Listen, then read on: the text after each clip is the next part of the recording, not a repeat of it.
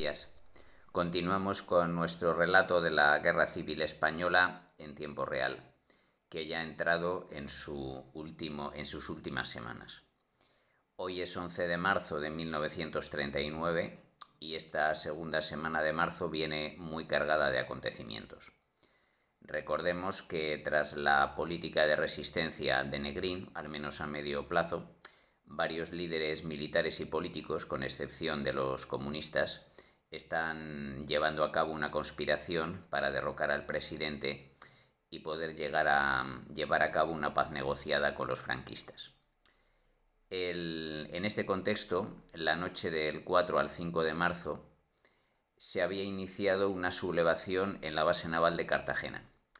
En principio parece que es un golpe adelantado de los, vamos a llamarles casadistas, ya que el coronel Casado, jefe del ejército del centro, es el que dirige la conspiración, y el almirante Buiza, jefe de la flota, que se había mantenido en el cargo recientemente, el día 3 de marzo, Negrín destituyó a todos los jefes de ejército y al comandante de la base naval de Cartagena por estar implicados en dicha conspiración o no estar dispuestos a resistir. Sin embargo, Casado no había publicado los nombramientos y todavía no se había ejercido este traspaso de funciones. De hecho, la inminente llegada del coronel Galán a Cartagena es lo que va a provocar este alzamiento anticipado de la base naval, que, como decía, en principio parece que va a ser dirigida por los casadistas, ya que el almirante Buiza no ha sido destituido por falta de un comandante de marina que sea leal a Negrín. Entonces, en un principio, la sublevación de Cartagena parece ser un golpe anticipado de los casadistas, pero a lo largo de la noche los que se hacen con el control de la base naval son los franquistas, es decir, la quinta columna, que, al igual que sucedió en Menorca, aprovechó este plan de negociar la rendición para hacerse con el control antes, es decir, darse ellos el mérito de, como decían, liberar la ciudad sin que fuera una entrega negociada con los republicanos. Por eso, a primera hora de la mañana del 5 de marzo, los que se hacen con el control de la base naval son los franquistas, dirigidos, me refiero a los sublevados franquistas, dirigidos por el coronel Arturo Spa, el capitán de navío Fernando Oliva, jefe de Estado Mayor de la base, y el coronel Gerardo Armentia, jefe del Regimiento de Artillería de Costa.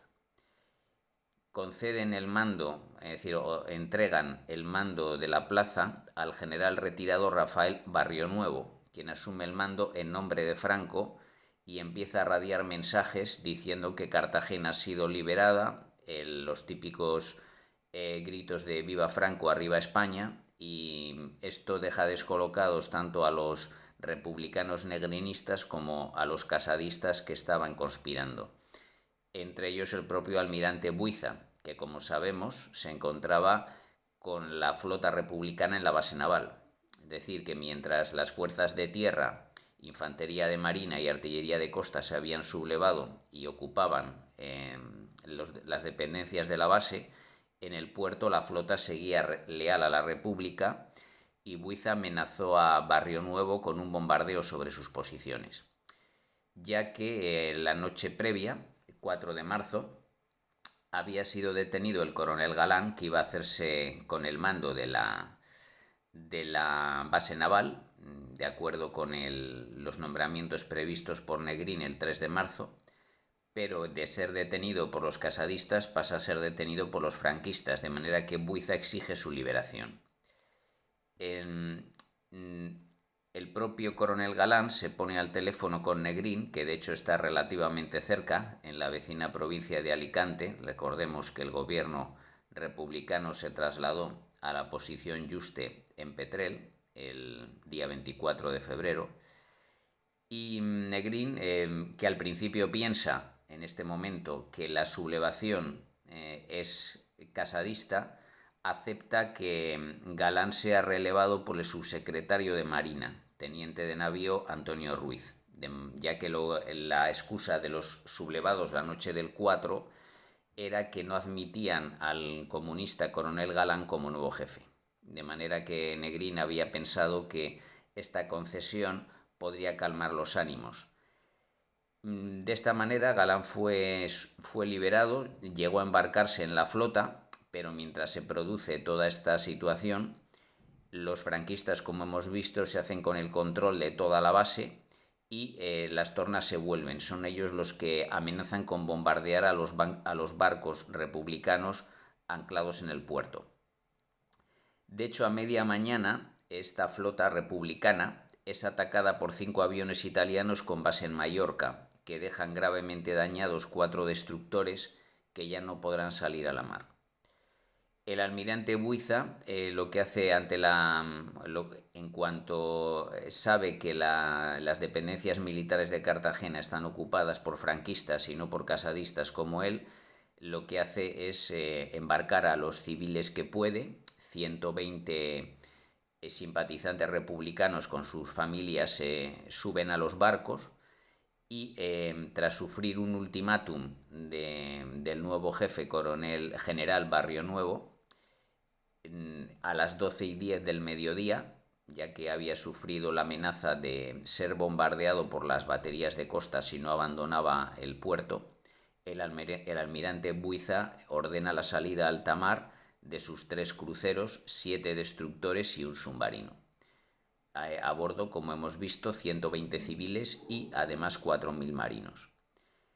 3 destructores, en cambio, no pueden salir ya que han sido dañados por el ataque aéreo de un par de horas antes y la situación en Cartagena empieza a descontrolarse, o mejor dicho, a ser cada vez más controlada por los franquistas.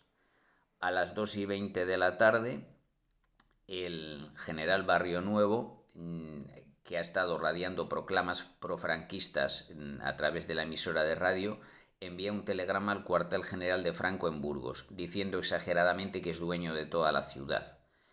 En realidad solo ha controlado las dependencias militares, arsenal, puerto, cuartel de artillería, pero la noticia anima sobremanera al generalísimo, que ve que puede acelerar la rendición de toda la zona republicana si hace un audaz desembarco en Cartagena, y de allí luego podría ocupar Alicante, en cuya provincia se encuentra Negrín, y posteriormente Valencia o Madrid.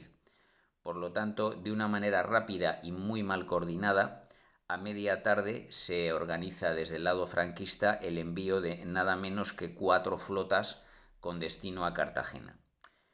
Por un lado, las fuerzas de desembarco, que son la 83 División de Infantería, que estaba destinada en el frente de Levante, bajo el mando de Pablo Martín Alonso. Las tropas son repartidas en 6 buques, a razón de 2 batallones por cada buque, 6 buques de transporte y escoltadas por 3 minadores. Embarcan en el puerto de Castellón de la Plana y de allí se dirigirán a Cartagena escoltados por otras 3 flotas. Desde Palma de Mallorca, 2 cruceros auxiliares y 2 submarinos. Desde Cádiz, un crucero y 3 destructores, y desde Málaga, un crucero auxiliar. Esta flota será coordinada y dirigida por el almirante Cervera desde Cádiz. Sin embargo, las fuerzas republicanas no se quedan de brazos cruzados ante la pérdida de la base naval de Cartagena. Recordemos que cuando fue nombrado el coronel Galán el día 3 de marzo por Negrín, se le envió como apoyo a la 10ª División Republicana del coronel Joaquín Rodríguez. Una de sus brigadas, la 206, bajo el mando de Artemio Precioso, había llegado ya a las proximidades de Cartagena y lo que hace a partir de primera hora de la tarde es dirigirse hacia la ciudad para recuperarla a favor de la República. Queda por tanto completamente abierta la situación en Cartagena el primer día de esta semana, 5 de marzo, pero es que paralelamente a todo esto es cuando comienza el golpe de estado del coronel Casado en Madrid. Ya por la mañana, había llegado a Madrid un avión enviado por el presidente Negrín para que recogiera a Casado y lo llevara a la posición Yuste en Petrel.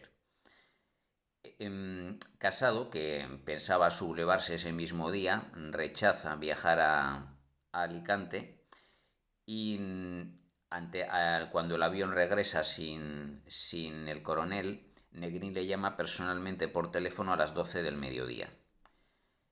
Casado dice que tal vez irá esa misma tarde acompañando a unos ministros que aún quedaban en Madrid, concretamente los socialistas Paulino Gómez y González Peña, los republicanos Giner de los Ríos y Antonio Belao, el anarquista Segundo Blanco y Josep Moix del Partido Socialista Unificado de Cataluña. Casado habla con ellos a las 5 de la tarde y les comunica que no irá a Petrer. Entonces a las 6 los ministros marchan a la posición Yuste en avión sin la presencia del coronel Casado. Giner de los Ríos, antes de embarcar, comunica esto a Negrín y Negrín vuelve a llamar a Casado a las 7 de la tarde, con lo cual Casado dice personalmente al presidente, aunque el contenido de la conversación no está demasiado claro, pero lo cierto es que Casado se declara en rebeldía contra el presidente y apenas media hora después inicia la sublevación. Sus fuerzas, que están constituidas principalmente por la 70 Brigada Mixta, ocupan varias posiciones en el centro de Madrid. La sede del nuevo gobierno golpista será el Ministerio de Hacienda en la calle de Alcalá y además se ocupan los edificios estratégicos del Gobierno Civil, la Dirección General de Seguridad, el Banco de España y la Telefónica. A las 8 de la tarde, Casado constituye un Consejo Nacional de Defensa, que será su nuevo gobierno, formado por 10 personas. El general Miaja como presidente, él mismo como consejero de Defensa, 3 socialistas, que son Julián Besteiro en Estado, Venceslao Carrillo en Gobernación y Antonio Pérez de la UGT en Trabajo. También 3 anarquistas, que son Eduardo Val en Comunicaciones, Manuel García Marín en Hacienda, ambos de la CNT, y el miembro del Partido Sindicalista Sánchez Requena como secretario del Consejo. Por último, también habrá 2 republicanos, que son Miguel San Andrés, de Izquierda Republicana en Justicia, y José del Río, de Unión Republicana en Instrucción Pública. Naturalmente, de aquí están excluidos los comunistas, que son los que se oponen al golpe y por tanto, la negociación. Esa misma noche, el Consejo Nacional radia un manifiesto en el que explica sus actuaciones. Entre otras cosas dice: trabajadores españoles, pueblo antifascista, es necesario proclamar la verdad de la situación en que nos encontramos. Como revolucionarios, como proletarios, como españoles y como antifascistas, no podemos continuar por más tiempo aceptando pasivamente la improvisación, la carencia de orientaciones, la falta de organización y la inactividad de que da muestras el gobierno del doctor Negrín. No puede permitirse que, en tanto el pueblo lucha, combate y muere, unos cuantos privilegiados preparen su vida en el extranjero. Constitucionalmente, el gobierno del doctor Negrín carece de toda base jurídica. Venimos a señalar el camino que puede evitar el desastre. Aseguramos que no saldrán de España ninguno de los hombres que en España deben estar hasta que por libre determinación salgan de ella todos los que de ella quieran salir. Es una declaración, aparte de jurídicamente de poco peso, bastante derrotista, dando a entender que el gobierno quiere marcharse. Lo que tenemos que hacer es evitar que los franquistas tomen el control antes de que se vayan todos los que quieran exiliarse. Es decir, va a haber un exilio en cualquier caso de los republicanos, porque no se va a poder evitar la ocupación total del territorio por Franco. Lo que acusaba Negrín era de estar preparando su propio exilio con mayor celeridad. Negrín, sin duda, estaba tratando de conseguir una retirada ordenada, pero consideraba que con la negociación no se lograría tal objetivo. Digamos que negrinistas y casadistas estaban, aunque Negrín parece que estábamos por la resistencia, más bien estaba por la no negociación, es decir, dejar pasar el tiempo para organizar una retirada ordenada de las fuerzas, ya que Franco no iba a tolerar eso, mientras que Casado era más optimista y pensaba que negociando con Franco se lograría más que enfrentándose a él, aunque fuera de una forma pasiva. De esta manera, la noche del 5 de marzo va a haber, por tanto, dos gobiernos: el Consejo Nacional de Casado, aunque está dirigido nominalmente por Miaja, y el gobierno de Negrín, apoyado solo por los comunistas, en la posición juste de Petrer. ¿Cuál es la actitud de los ejércitos? Pues en el caso de los ejércitos de Extremadura y Andalucía, se declaran, en principio no hay una sublevación casadista, aunque tampoco se movilizan en contra de Casado. En cambio, el ejército de Levante, que es en cuyo territorio se encuentra la posición juste, es claramente casadista. De hecho, en Valencia, aunque no se produce ningún enfrentamiento, el general Aranguren, que es el gobernador militar, rechaza el nombramiento de Lister como jefe del ejército de Levante. Por lo tanto, ahora se ve el gobierno negrinista bajo amenaza de detención, ya que las fuerzas militares de Alicante y Valencia están a favor de Casado. En cambio, la situación no va a ser la misma en el ejército del centro, que aunque está dirigido por Casado, tenía muchas unidades formadas por comunistas. Así que en esta situación tan delicada y peligrosa entramos en el día 6 de marzo. El 6 de marzo las tropas comunistas reaccionan al golpe. De hecho, en Madrid, las unidades militares dirigidas por comunistas desobedecen a Casado y ocupan las plazas de Colón, Cibeles y la zona de nuevos ministerios.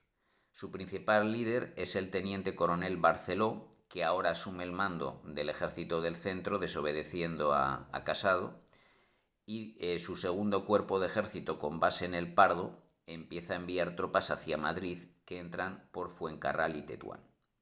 Se inician, por tanto, los enfrentamientos armados en las calles entre los casadistas y los negrinistas.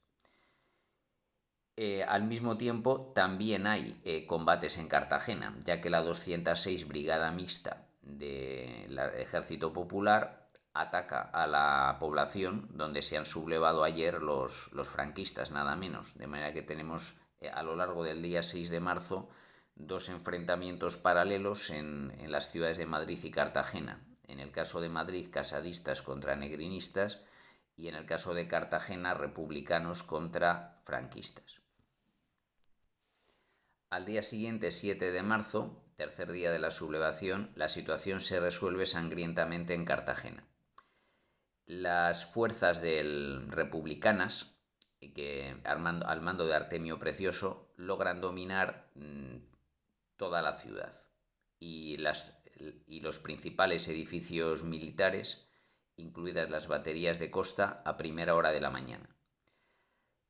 Desde las 7 empieza a haber disparos de estas fuerzas de artillería, de estos cañones de artillería naval, contra la flota franquista que, recordemos, había salido la tarde del día 5 en dirección a Cartagena para desembarcar allí, pensando que era un puerto amigo, pero es que ahora empiezan a recibir disparos desde la base de Cartagena, y el almirante Cervera ordena la retirada.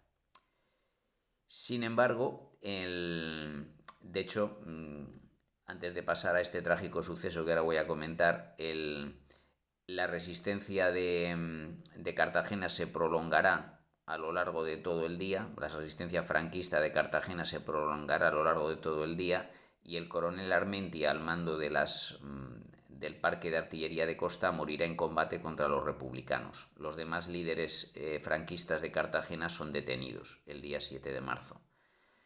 Sin embargo, como decía, una vez ocupadas las baterías de costa, empiezan a disparar sobre la flota franquista que se acerca, y el almirante Cervera ordena la retirada. Sin embargo, uno de los buques, el transporte Castillo de Olite, que en realidad era un mercante soviético capturado por los franquistas en mayo de 1938, lleva a bordo dos batallones del Regimiento de Infantería Zamora y, ignorante de la situación, ya que las baterías de costa están disparando en otro lugar, llega casi hasta la bocana del puerto, de manera que empieza a ser atacado, bombardeado por unos cañones emplazados en la posición de la Pajarola y en el propio arsenal. La Santa Bárbara del buque es alcanzada, el castillo de Olite vuela por los aires y se hunde junto al islote Escombreras. De los casi 2.000 hombres que van a bordo, principalmente soldados de infantería del Regimiento Zamora, mueren la gran mayoría. La cifra de muertos no es conocida con exactitud, pero no baja de los 1.200 y puede que sean casi 1.500. De hecho, está considerado el peor desastre naval de un solo barco de la historia de España. Sobreviven 640 marinos y soldados, de ellos la mitad heridos, que caen todos prisioneros de los republicanos. Así, por cierto, la flota, aunque así concluye la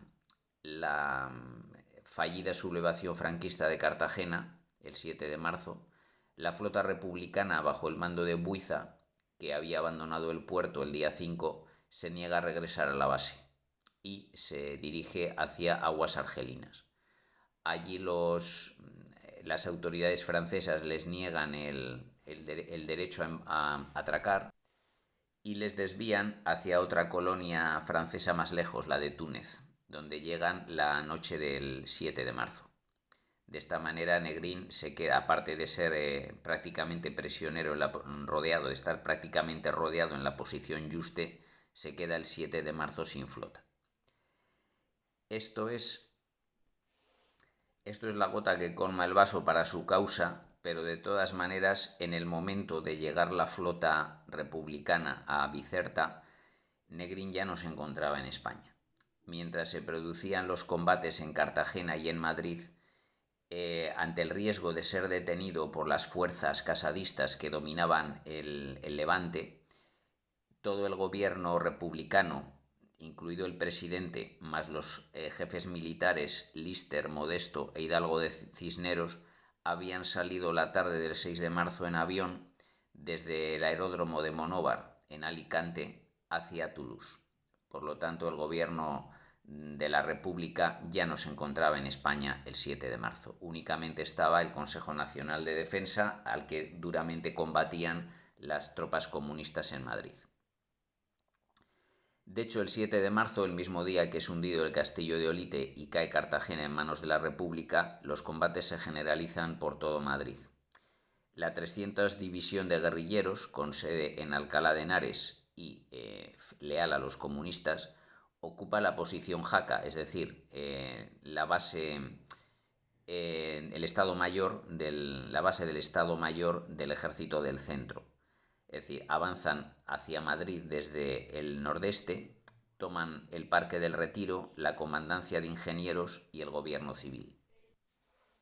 Otras fuerzas comunistas, las que han ocupado el día anterior la zona de nuevos ministerios, avanzan por la calle Serrano en dirección al Ministerio de Hacienda en la calle de Alcalá. Y las fuerzas que se entran por el sur, desde Atocha, avanzan hacia las plazas de Antón Martín y Oriente, la Plaza de Oriente, llegando a tomar el Teatro Real. Por tanto, las entradas de Madrid quedan cerradas y dominadas por los comunistas. Por el lado de Casado, el cuarto cuerpo de ejército, dirigido por el anarquista Cipriano Mera, acude en ayuda de los casadistas desde la zona de Guadalajara. Y desde la base aérea de Albacete acuden a varios aviones que bombardean a las tropas comunistas y su cuartel general situado en Villa Eloísa, en Ciudad Lineal. Llega el general Matallana desde Valencia y se hace cargo de la defensa de Madrid frente a los comunistas. Para ello organiza el cuarto cuerpo de ejército de maniobra, es decir, las tropas de Cipriano Mera, cuya 12 División, bajo el mando de Liberino González, se ocupará de liberar al coronel Casado del cerco al que le han sometido los comunistas en el centro de Madrid. Aprovechando este caos, en el día 8 de marzo, Las tropas franquistas inician una ofensiva limitada por el sector de la Casa de Campo, esperando que el frente se derrumbe. Pero esta zona, que está firmemente en manos de las tropas comunistas, resiste el ataque y Franco tendrá que esperar a que se resuelva la situación entre ambas facciones republicanas para hacerse con el control de la zona enemiga.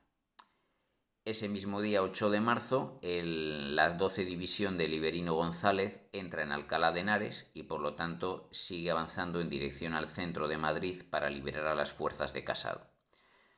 Ante esa amenaza, los comunistas envían al coronel Ortega para negociar con Casado y suspenden el ataque previsto al Ministerio de Hacienda. Esto ocurre el 9 de marzo, el día en que Liberino González y sus tropas llegan desde Alcalá de Henares hasta Torrejón de Ardoz, acercándose aún más. Ante el fracaso de las negociaciones del día 9, el 10 de marzo continúan los combates en Madrid y los casadistas toman San Fernando de Henares.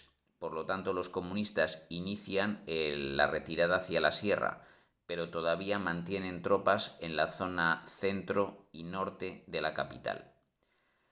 Por lo tanto, al día siguiente, hoy 11 de marzo, las tropas casadistas, dirigidas por Liberino González, que se acercan hacia el centro desde el este, se dividen en 5 columnas para liberar a Casado del cerco. Una columna desde Vicálvaro avanzará desde el sur, otra por el barrio Doña Carlota, más al norte, la tercera entrará por el Cementerio del Este, la cuarta por la calle Arturo Soria y la última tomará el norte de la ciudad, ocupando Fuencarral y Chamartín. Veremos a lo largo de la semana siguiente, en realidad el día siguiente, cuál será el resultado de esta ofensiva casadista contra los comunistas, que defienden a un gobierno de Negrín que ya ni siquiera está presente en España. Por lo tanto, la situación se ha vuelto de lo más absurda, pero es lo que se pretendía básicamente, evitar lo que los comunistas consideraban un golpe de Estado que podía, quizá pensando más en quién asumiría la legitimidad republicana en el exilio, ya que nadie creía seriamente que ningún país extranjero acudiría en ayuda de España o que se podría lograr una victoria militar.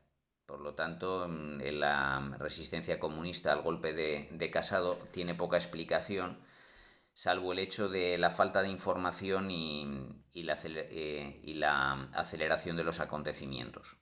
Una vez iniciados los combates y a la expectativa de lo que hiciera el Partido Comunista en el exilio, que en estos momentos, por cierto, también ha marchado al exilio desde el aeródromo de Monóvar. Por lo tanto, la descoordinación es absoluta y ya únicamente se combate por el control de Madrid y quién asumirá la legitimidad republicana en el exilio. Queda abierta, aunque parece que son los casadistas quienes están dominando la situación militar en Madrid en el día de hoy. Pero antes de concluir esta compleja semana de marzo, hay que recordar otro acontecimiento. Me refiero al hundimiento del último buque mercante extranjero a lo largo de esta guerra. El 8 de marzo, el mercante francés Saint-Prosper es hundido al chocar con una mina y se convierte en el barco número 90 en ser hundido durante la Guerra Civil. Me refiero naturalmente exclusivamente a buques extranjeros. Hundido o causado baja, por ser capturado o gravemente dañado. De los 90 barcos, 29 eran británicos, navegaban bajo bandera británica, independientemente del propietario, 18 franceses, como el hundido esta semana, 10 soviéticos, 9 griegos, 8 panameños, 4 noruegos, 3 daneses, 2 de Alemania, 2 de Holanda, 2 de Estonia, 1 de Italia, 1 de Bélgica y el último de Letonia. La mitad de ellos fueron destruidos o hundidos por ataques enemigos, mejor dicho, ataque de cualquiera de los bandos en conflicto. 36 por ataque aéreo, 7 por ataque naval y 4 por ataque de submarinos. 26 fueron capturados con escasos daños, uno de ellos, por cierto, el soviético, que se ha transformado en Castillo de Olite para ser hundido esta semana. 4 han sido hundidos por minas y 12 han sufrido accidentes de todo tipo. En el caso de los ataques, prácticamente todos han sido ataques o capturas, prácticamente todos han sido víctimas de aviación marina de los franquistas. Únicamente hay que remontarse al 7 de diciembre de 1936 para encontrar un buque hundido por la aviación republicana, que es el mercante noruego Gullnes, en la desembocadura del Guadalquivir, en la provincia de Sevilla. Por lo tanto, es una parte de la historia de la guerra civil que se cierra, pero permanece abierto el posible final. A fecha 11 de marzo ya no hay gobierno republicano en España y el Consejo Nacional de Defensa lucha por el control de la capital para poder negociar con Franco. Así que en esta semana marcada también por el trágico hundimiento del Castillo de Olite, casi 1.500 muertos cuando quedaban muy pocas semanas para el final de la guerra, pues concluye esta compleja semana de marzo. Continuaremos informando de ello. Muchas gracias por escucharme y hasta pronto.